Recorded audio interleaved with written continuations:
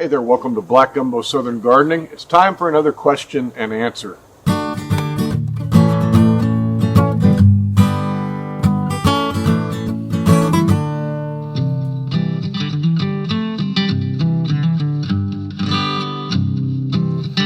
first question that I'm going to answer is, where have I been? Some of you have reached out to me and shown some concern that I haven't been producing many videos.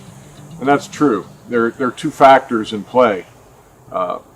Number one is, well, it's the end of summer, there's not a whole lot going on, and I decided to take a bit of a break. Summer gardening here in Zone 9A on the Texas coast, you can't grow a whole lot. You can grow some things. I've got okra, I've got sweet potatoes, my peppers, we're doing fine. But I decided to give the garden a break, and I tend to do this every year at the end of August all the way through September. I kind of take a break during those months. But I want to have my winter garden, my fall and winter garden, in the ground sometime in October 1st.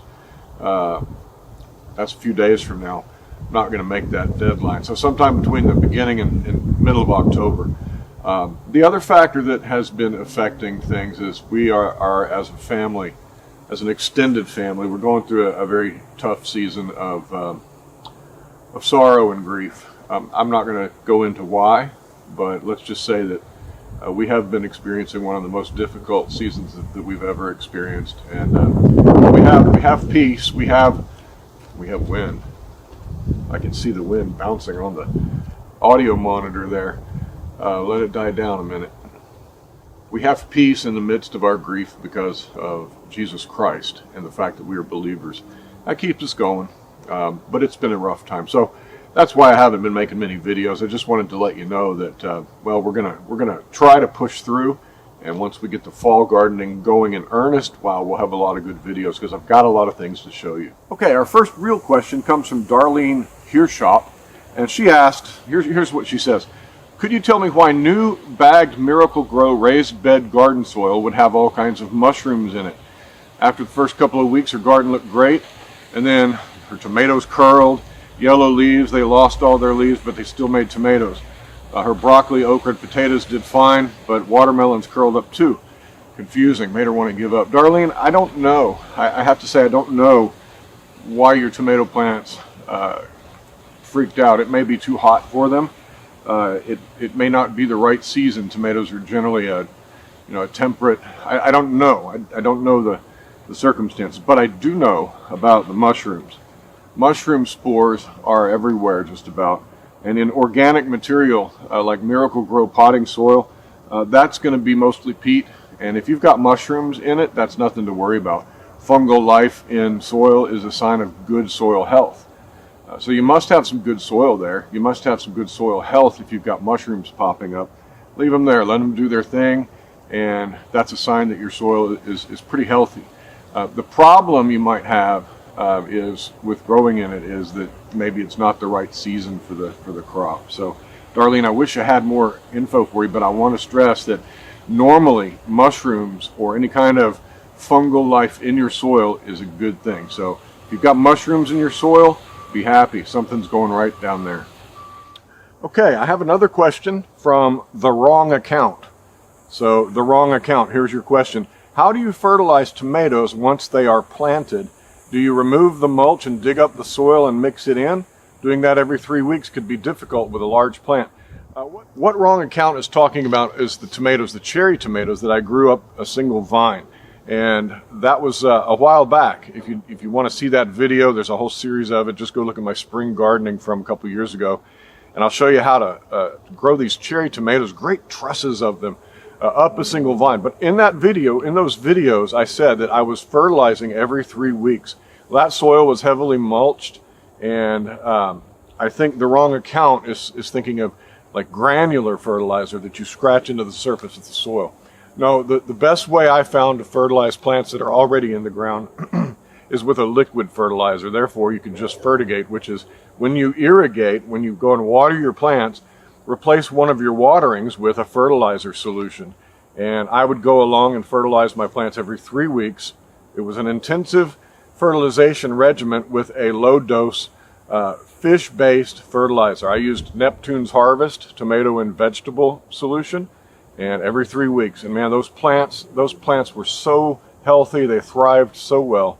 So the wrong account. Don't worry about dry fertilizer and that slow release stuff.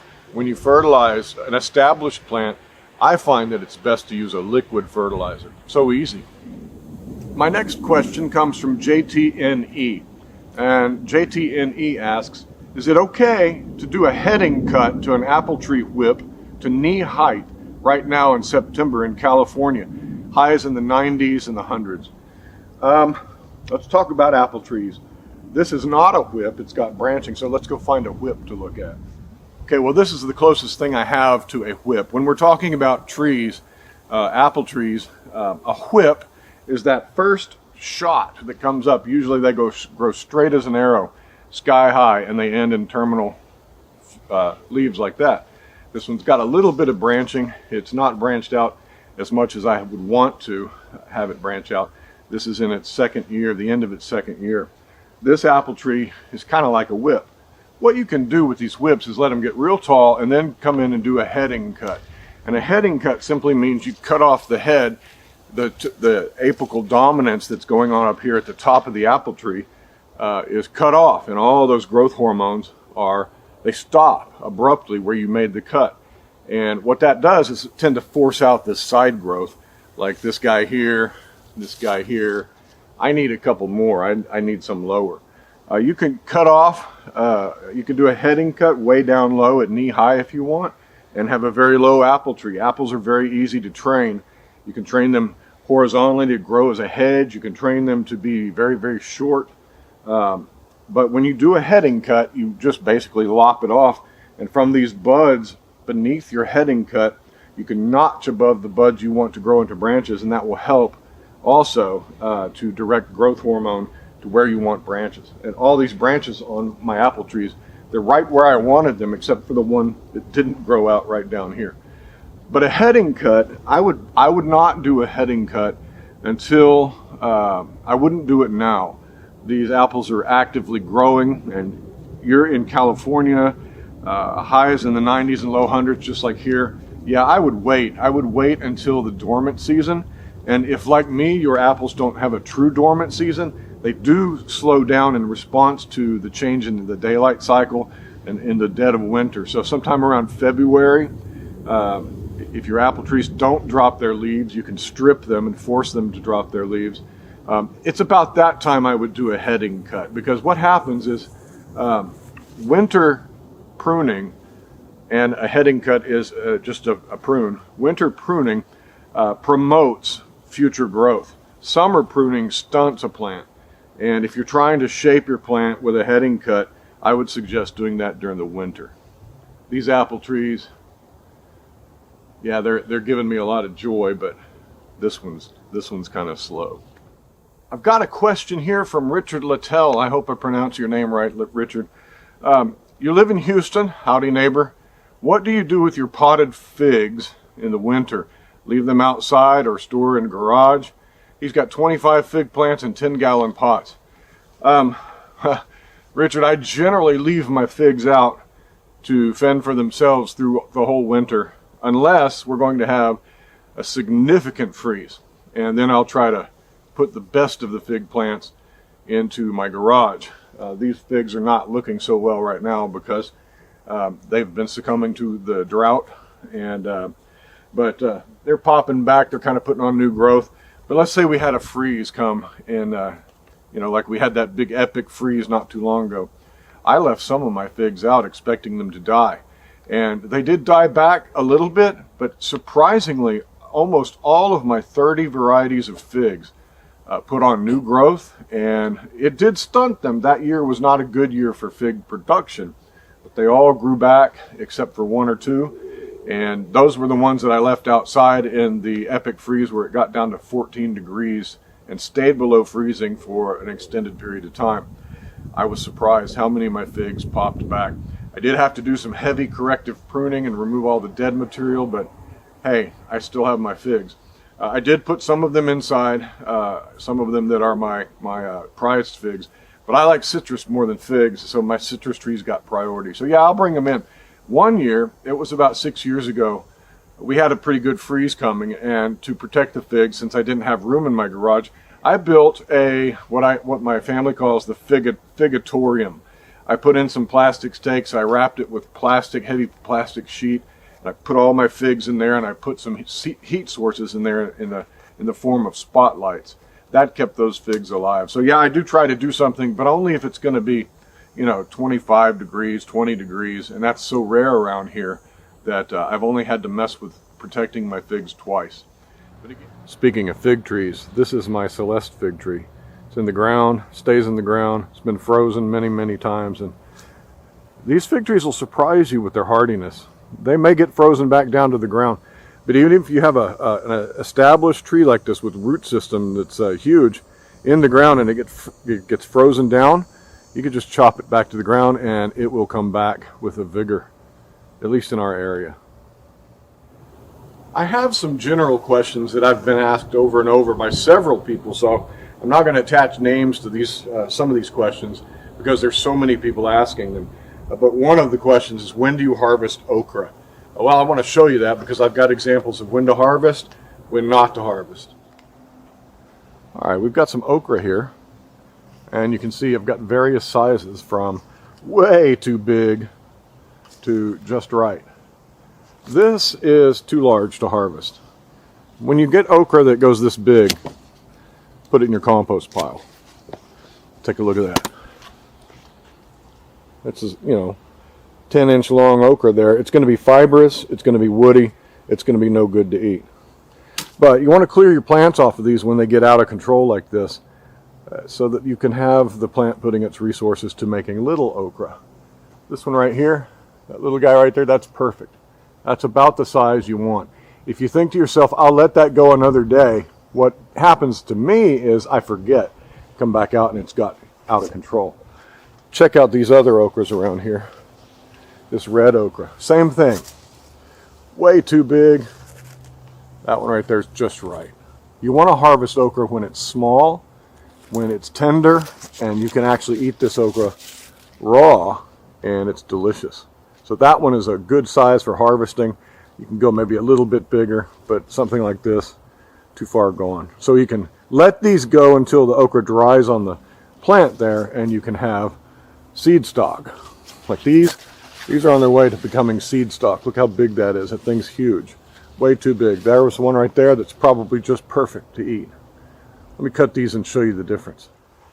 Okay, they're far too large. They may look impressive, but that's going to be woody and fibrous. These right here, that's my favorite size. About 2 to 3 inches long.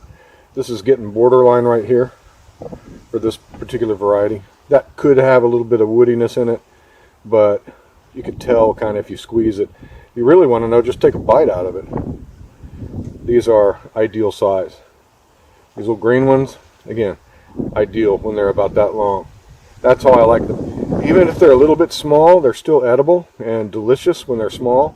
I would pick okra when it's small rather than when it's larger. If you're going for larger okra, you're playing games, man. It can be risky.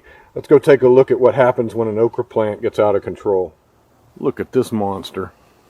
These okra plants are so overladen with super heavy fruit that they're falling down. Look at that. Those are all way too big to eat. But here's what I was talking about. If you let it dry, they'll dry out and they'll start to crack.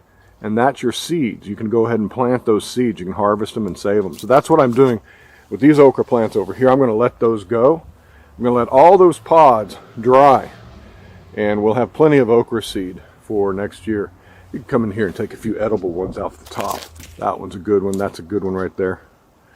Yeah, look at that, man. These plants are impressive and pretty, I think. All right, well, that's the okra question. Okay, well, here I am in my grow room, and we're going to answer a couple questions up here.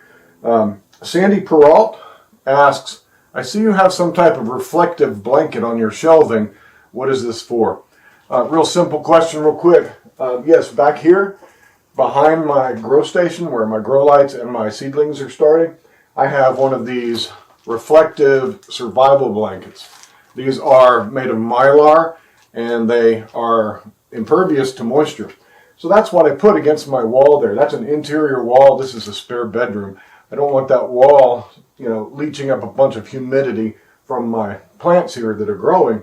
So I put that there. A lot of people use these, though, to increase the light. You get a lot of light spillage coming out this way. These blankets, if you enclose your grow station in them, will reflect some of that light that you otherwise would lose, and it would reflect it back to your plants, maximizing your light. So that's what the grow blanket is for. I'm not using it to reflect light, but you could. I'm using it to protect a sheetrock wall so I don't get mold in here.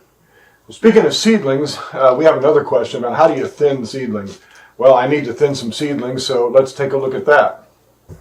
So off from the grow station to the desk here, let us thin some seedlings. All right, look at this mess. We have a bunch of cabbage over here, and I let it get too dry. I didn't water it. And so some of my cabbage plants are kind of yellow and looking sickly. We can probably choose the sickly ones to weed out of here. Over here I've got some more cabbage. Got some dill right here. And my cilantro, not much of that cilantro came up. I believe that was old seed, pretty old. But I do have some, and so that's encouraging. I've got 4 cilantro plants, and that's a weed, so we'll just pluck that one out.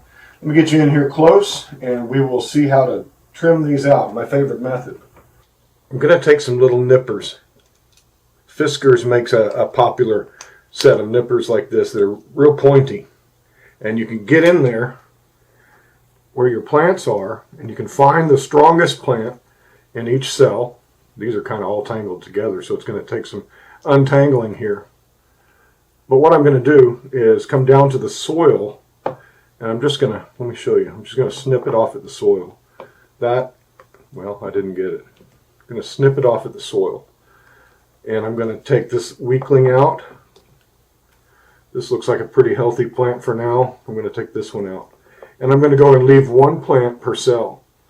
And don't worry about cabbages. Cabbages always flop around like this. They always flop over on themselves.